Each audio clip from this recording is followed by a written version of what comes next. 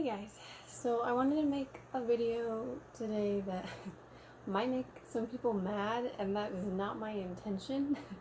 I'm going to be telling my story about how God changed my mind about motherhood and children and all things related to that. So I'm not coming and making this video trying to say that there is one right way to do parenting and motherhood. This is just me telling you what God has showed me, and that is all I'm trying to say.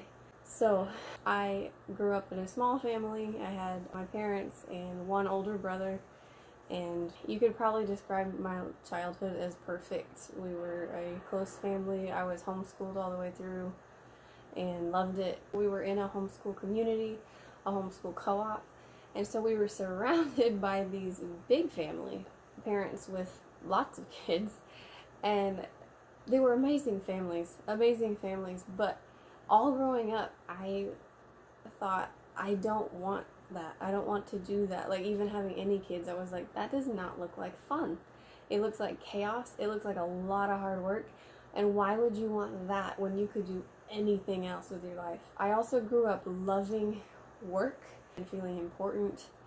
And so I was like, these mothers don't have time to, like, do another job or help other people with work or like make money. And I was just like, why would you want that? I also grew up not enjoying being around small children. Babies scared me, little kids scared me.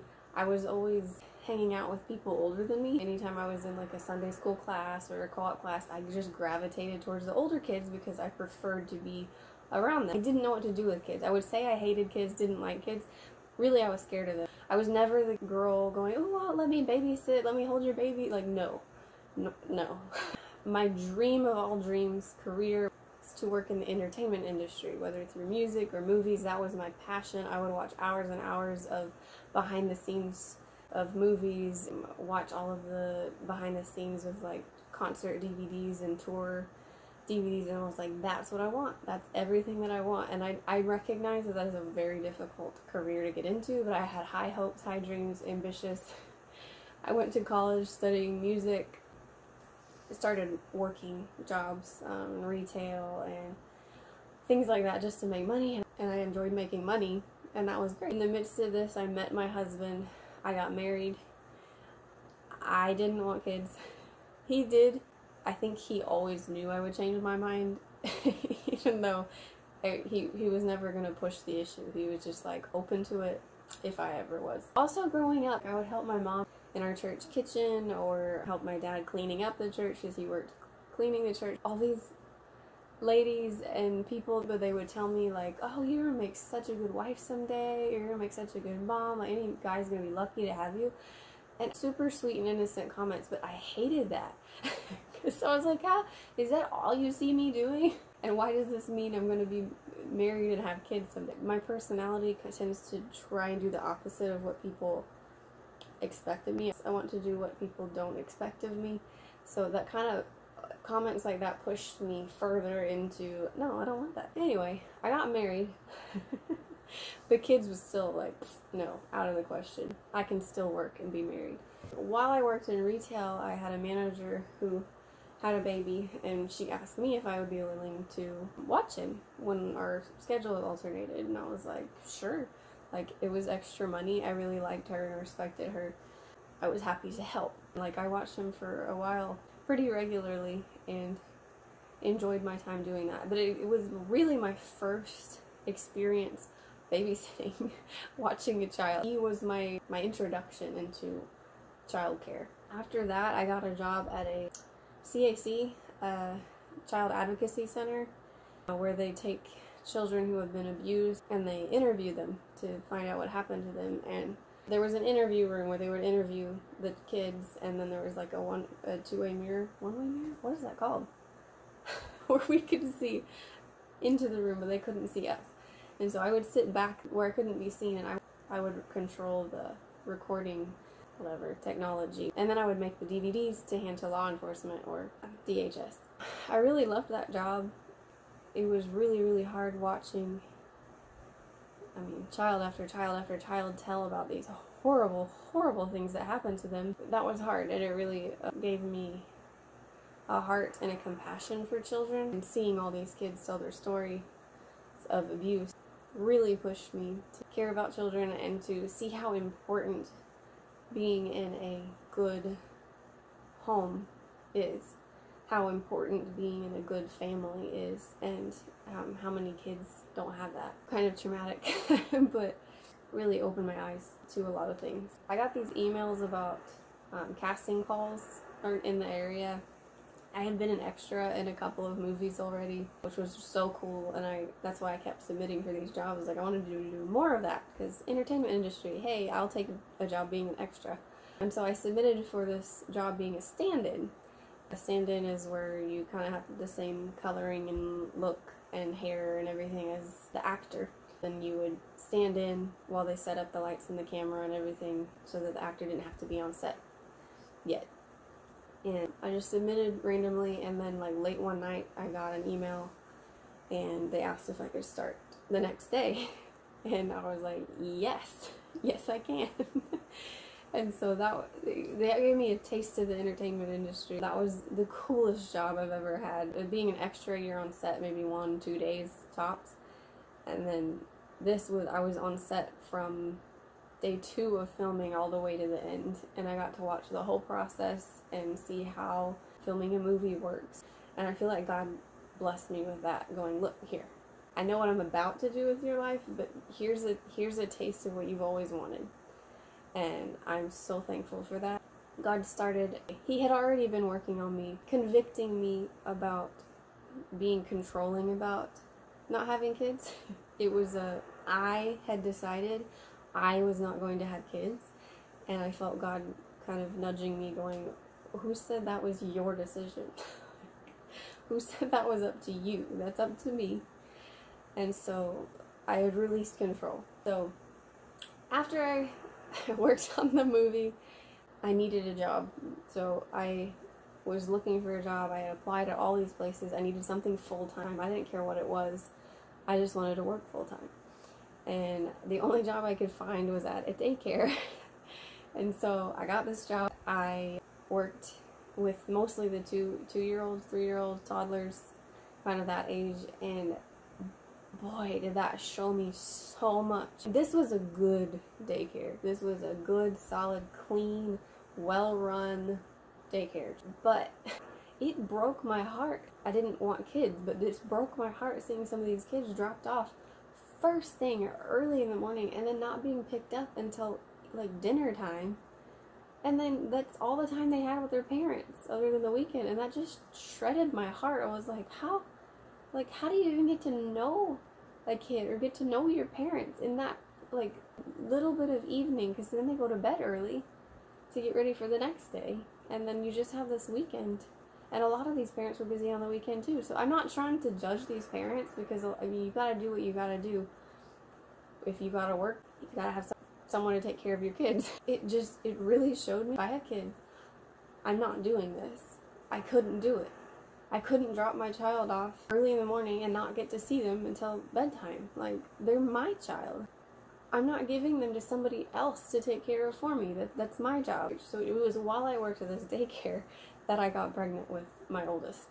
And it was a surprise because it had been so long and I wasn't pregnant, and here she comes while I'm working at this daycare doing all this research about parenting and child rearing. I started researching everything regarding parenting and children and all this stuff that I had never really looked at before.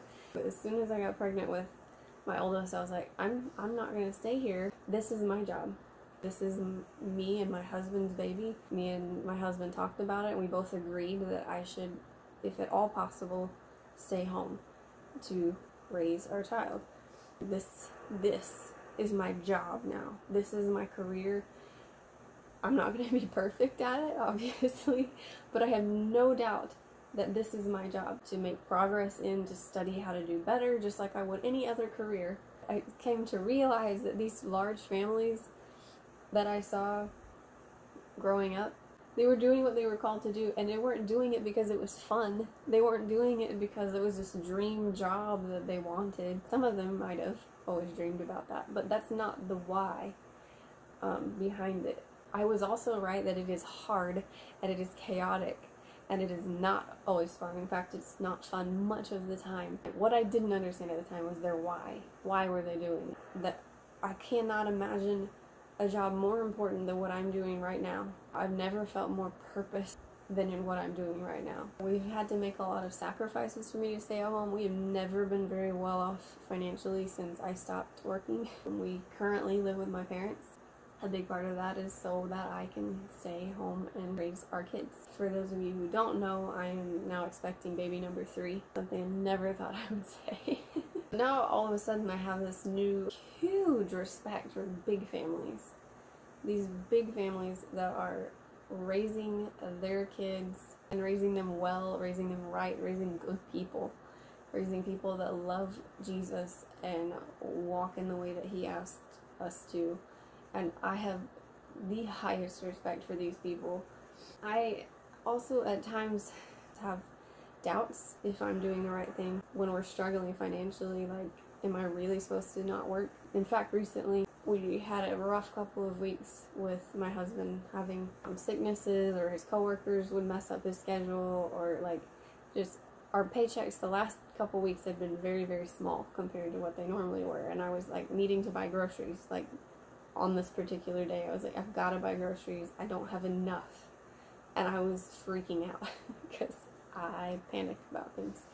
And I was praying because the day before this, I had seen one of my friends posting about her job, and her job was completely remote, so you could do it from home. Hours were flexible, and I thought, should I be doing that? Like, could I do that? Could I split my attention between doing that job and homeschooling and raising my kids? And so, like, that was already on my mind. And so this morning that I was panicking about buying groceries, I was like, is this God? Is this what you want me to do? Is this a sign that I'm supposed to get a job? Or me and my husband wrong about me needing to stay home and putting all of my energy and focus at home? I was like, God, I'm praying a serious prayer. I need you to give me a sign because I need to buy groceries. Please give me a sign today. If you need me to take a job, or what we've been convicted about and me staying home is still your plan. I was like, I need to know today. I went about our morning. We went to a co-op group, mom's group that we meet with, and one of my friends walks up as soon as we get there and hands me money for, we had watered their plants a few weeks before. Money was the last thing in my mind about this, and she handed me money, and it was enough to pay for the groceries that I needed. And I was like overwhelmed with this feeling like God was just saying, relax, like, I've been in control, I am in control, I got this. Chill. Little things like that that just reaffirm that I'm doing what I'm supposed to be doing. And to everybody going, man, you're just giving up everything to do this. I'm like, this season in my life where I am giving 150% of my time and energy to this is not going to last forever. These babies are going to grow up and they're not going to need me 24/7 like they do right now. And a career in the movies and music or whatever could still be out there. It's just not this season. So I'm not giving up hope of doing anything fun ever again. I am fulfilled. I have purpose. And I know this season is not forever. I don't know what the future holds. But I know God is in control because He's led me here. And I've said this before when I was pregnant with my second baby. I don't know if this is going to be our last baby. I don't know if we're going to have a bunch of more babies. I don't know if we're going to adopt more babies. I don't know. I don't know. And I'm okay with that. And I have been blessed with some very amazing children, truly. I am not pretending to be perfect or better than any other parent out there. I hope I didn't make anybody too angry. I'm also going to say one more thing. I had so many people be like, oh, you don't want kids, you'll change your mind. You'll change your mind. Kids are a blessing. Kids are a joy. They're wonderful. I will not say that to you. If you tell me you don't want kids, I'll say, I get it. I do. If you tell me, like, oh, pregnancy freaks me out, I'm not doing that, I get it. I'm not going to tell you to change your mind. I'm not. Because that made me really upset when people would say that, oh, you just wait. You just wait, you'll change your mind. I needed God to tell me that, not you. So I'm not going to do that to you. If you don't want kids, if any of that doesn't sit well with you, who am I? It's none of my business. It's none of my business. I'm not going to tell you what to do. I'm not going to tell you you're going to change your mind. that is between you and God, not me. Thank you for listening if you made it all the way through that. I'll be praying for you all. As you do what God has asked you to do. I will see you guys next time. See ya.